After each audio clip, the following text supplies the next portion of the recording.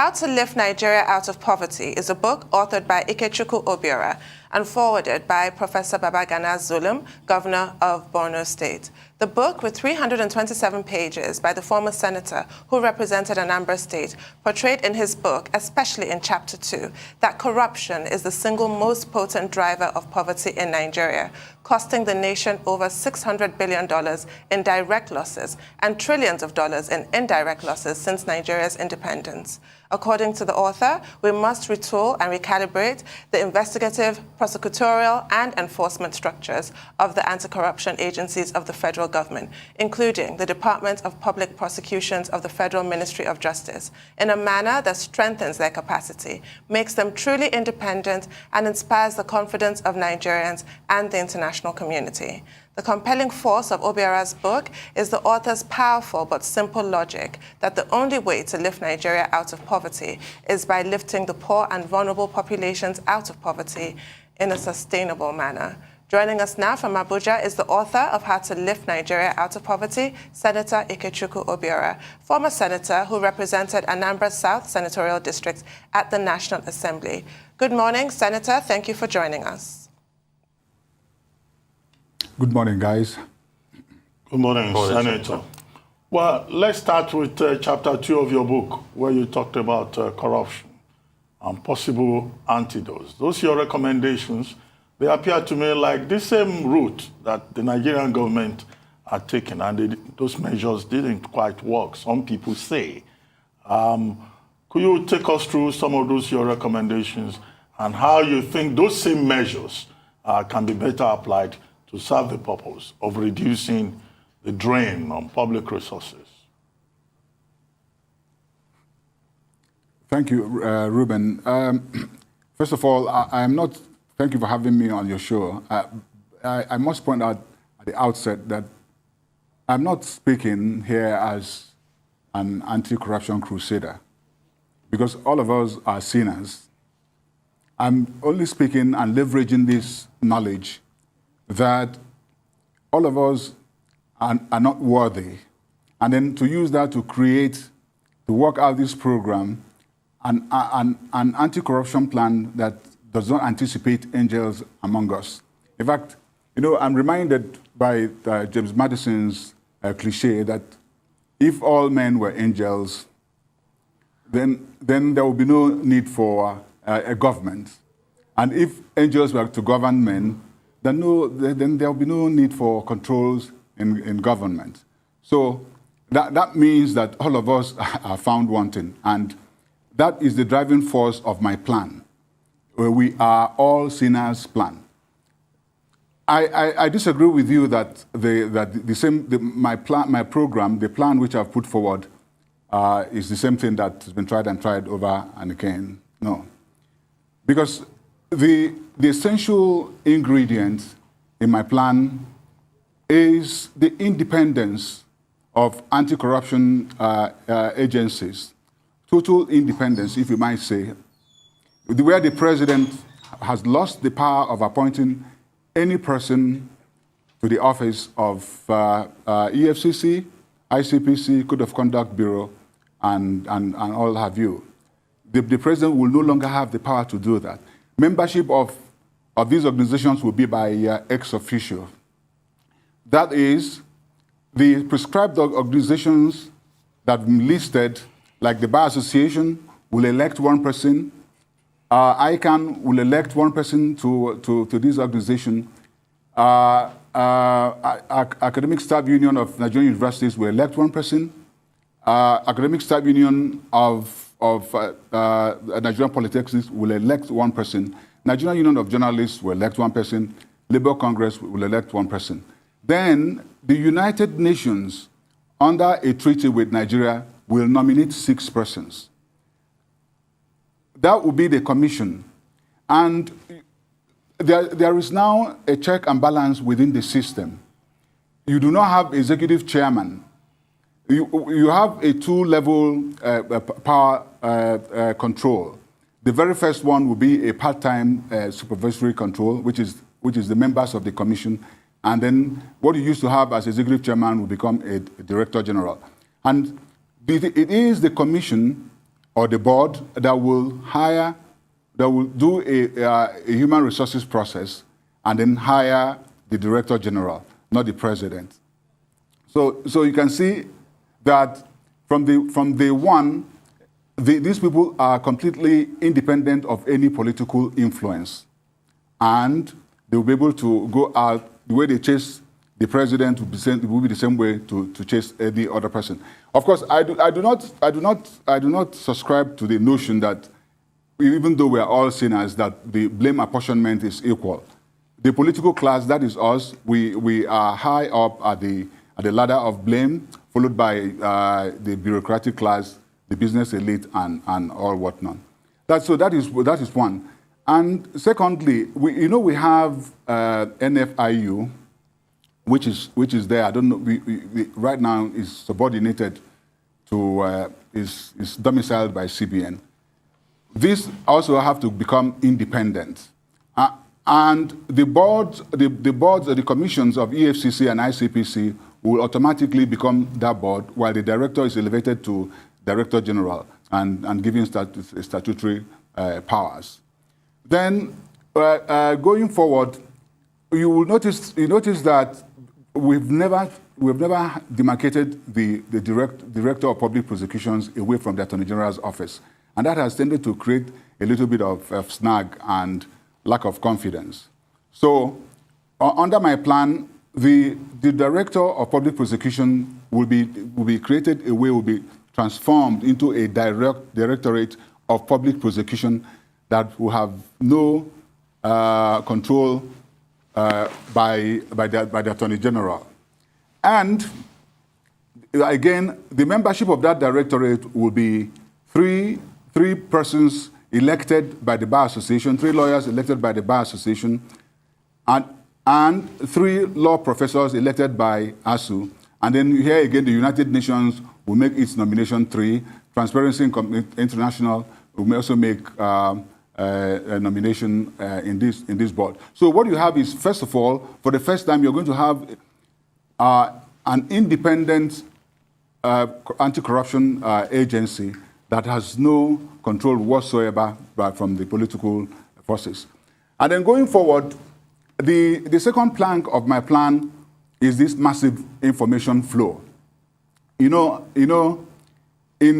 more liberal and developed democracies, information flow is at the beck and call of the citizens. But in Nigeria and in the developing countries where we need the information flow, we don't have it. People don't know, but particularly because of the high rates of illiteracy. So that you do not expect the Nigerian person who is illiterate to go out there going to apply for freedom of information license in order to get information. Information will now be made available so that every government expenditure whatsoever must be published, and in the minutest form, not by lump sum, so that if our president has breakfast, 2 days after, we should see it on the website of the villa, that this is what the breakfast costs. If the president travels and collects an allowance, a day after is published what allowance is collected. And this is going to go from the presidency to the local government area, all tiers, all arms.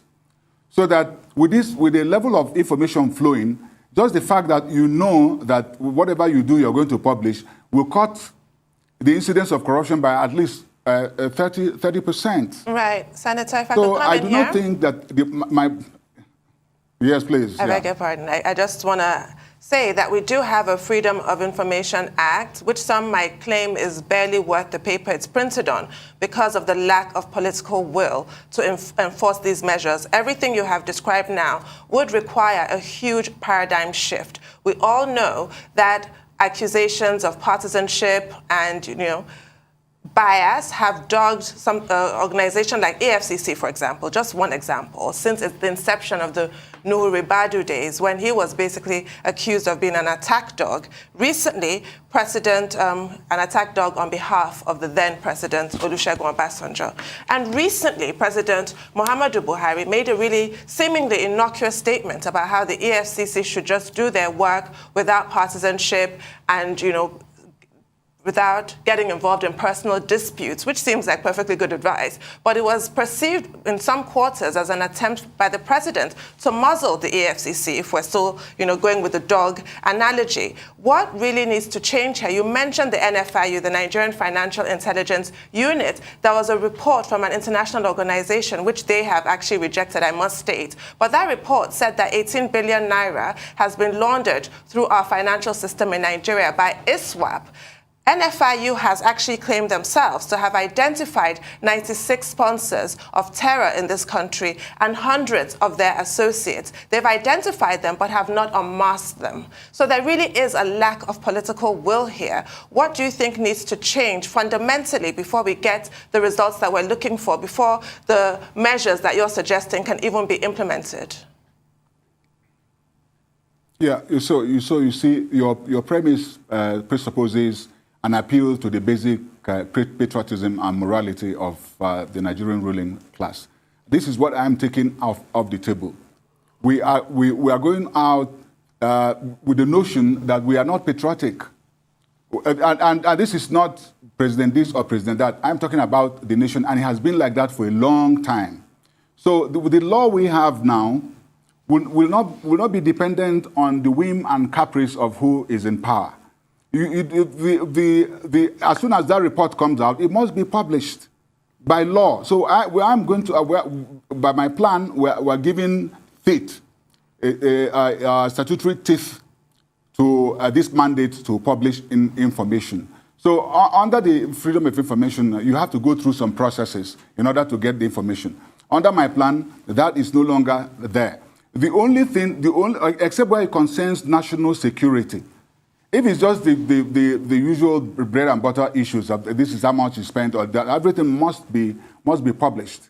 It must be published. We are not appealing to any person's patriotism, not mine, and not yours. And then going on with the information flow. When we create the era, when you create this era of massive information flow, the next thing will be to aid the whistleblowers. Our whistleblower program is totally in its infancy. It's not been developed up to 2%. But if you realize, we already recovered about $140 million using that process. So imagine where we have a proper legal framework that gives vent and then gives the structures, lays down the foundation upon which we can thread. And this is what is going to happen. The National Assembly right now has a bill which they are considering. I don't think that bill has gone far enough because it does not anticipate this era of massive information flow. In the era of massive information flow, you're going to be dealing with more of unidentified, anonymous whistleblowers. That is in a situation where a person just goes out there, announces or reports without any fear of retaliation. And to make this work, under my plan, I've worked it out that the National Communication Commission will design and produce and mass produce SIM cards that will be untraceable and will be labeled EFCC and ICPC, that will be widely circulated and distributed. And the calls from those SIM cards will go automatically to the phone banks of ICPC or EFCC, as the case may be. All you need to do is just take out your phone, remove this untraceable SIM, take out the untraceable SIM card, remove your own and put it in, and you make that call, and it goes there, and you report whatever you report. Nobody knows what you have reported because this person has information. The New York. The Washington Post had this cliche that democracy dies in darkness.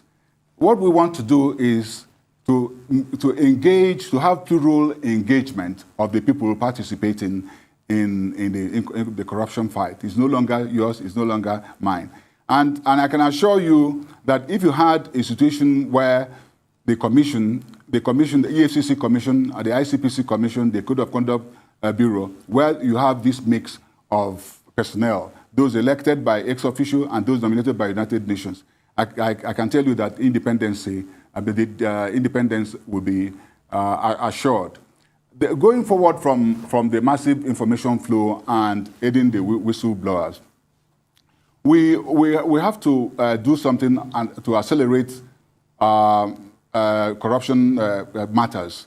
You know, under the Administration of Criminal Justice Act, the criminal matters will now have to proceed on day-to-day basis.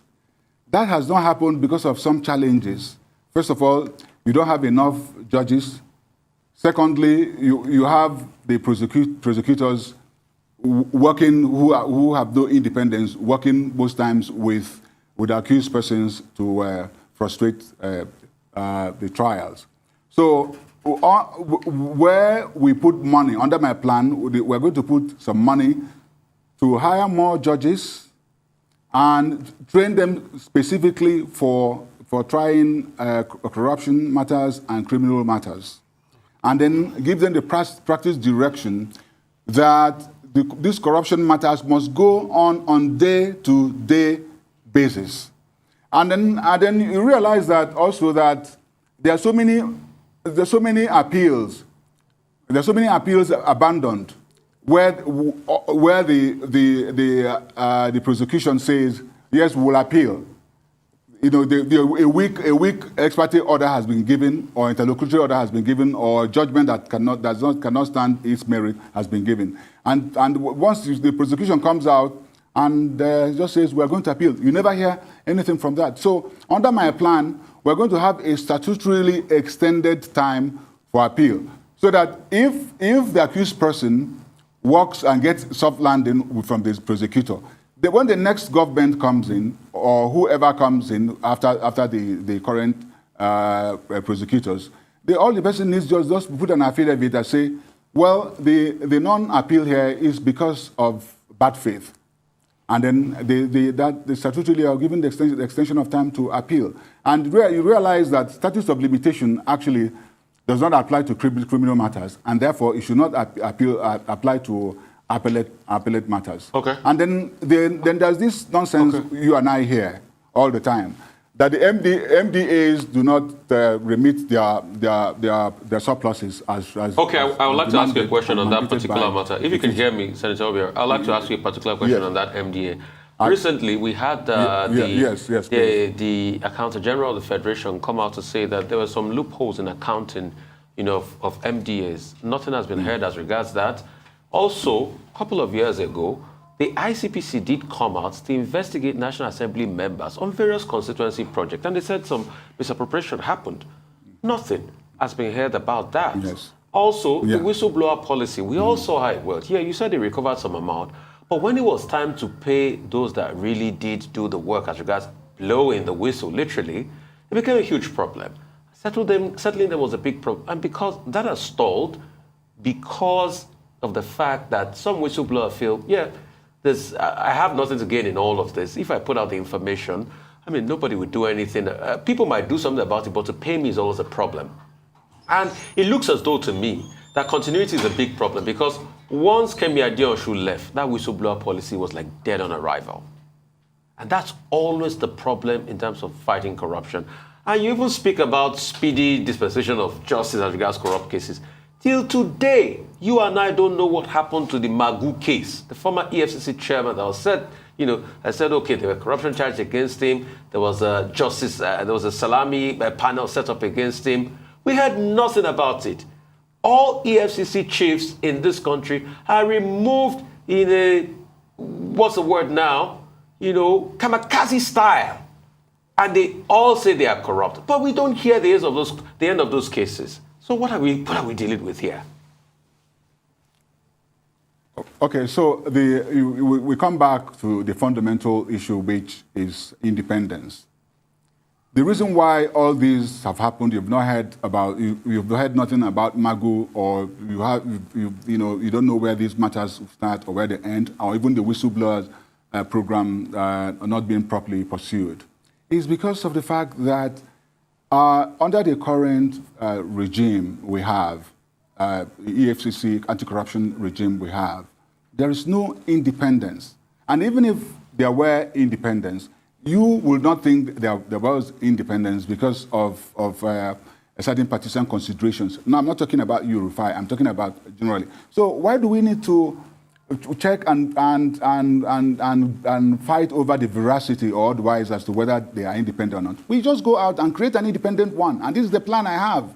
That plan is if you're going on to the commission of EFCC or ICPC or Code of Conduct Bureau or the Directorate of Public Prosecution, you are going in as an ex officio, and then you have United Nations backing you up with their own people. Let me tell you, we as a country right now are facing very, very deep fiscal challenges, and we need a lot of money. We need a lot of money, and we're not going to get help from the international community until they see that if they give us any help, that we're not going to steal it. And the only way to assure them is to make them part of the system. And that is why the United Nations will nominate exactly equal number of the Nigerian contingent. And those nominated by the United Nations will not be appearing in the Senate because they're not Nigerians. The Nigerians will go to the Senate for confirmation, but the United Nations the nominees are not going for Senate confirmation. So once we achieve this independence, every other thing will move on an even keel. And let me tell you, the plan I have will be starting from 2023 because you know the current administration now is winding up. But I believe that from 2023, when we put in place this plan I have to create independent structures that are reinvigorated with external participation, with our multilateral partners participating in nominating, we are going to have a process, an anti-corruption process that will be afraid. We should no longer be appealing to our patriotism or to our morality. We should be appealing to our fear of the fangs of anti-corruption fight. That's when you know that when they catch you, or that they're going to catch you, or that they're going to look in, or that information is going to come out, you're going to stop. I believe that if we faithfully implement this program, I'm not talking about if we like to do that or to do it well. I'm just saying, let us just put the independence in place. If we did that, then we are going to be saving the nation at least 6.5 trillion naira every year. And then we're going to get a lot of assist from our international development partners because they know that we're now serious. Well, we would like to thank you very much, Senator Obiorah. But if you have a copy of the book there, can you just raise it so that we can see you holding the book? Yes, I think that would be nice. Well, I ran out of the car. Oh, okay. I ran out of the car and I left the coupe. But I'm sure I'm going to be coming more on this program. You know, it is actually a privilege to be in this. Dr. Ruben Abati Rufai of the legendary the Tinubu the interview. Well, and then your other colleagues. I am very happy that you guys have received me today, and I look forward to coming and discussing these issues as they affect us as a nation. Once again, none of us is a saint. And we should no longer be appealing to our morality and our patriotism. We should be looking at the fangs of the anti-corruption agencies, the new ones we're going to set up in 2023. Okay, thank you very much, Senator. Thank you very much. We look forward to seeing you again on the program.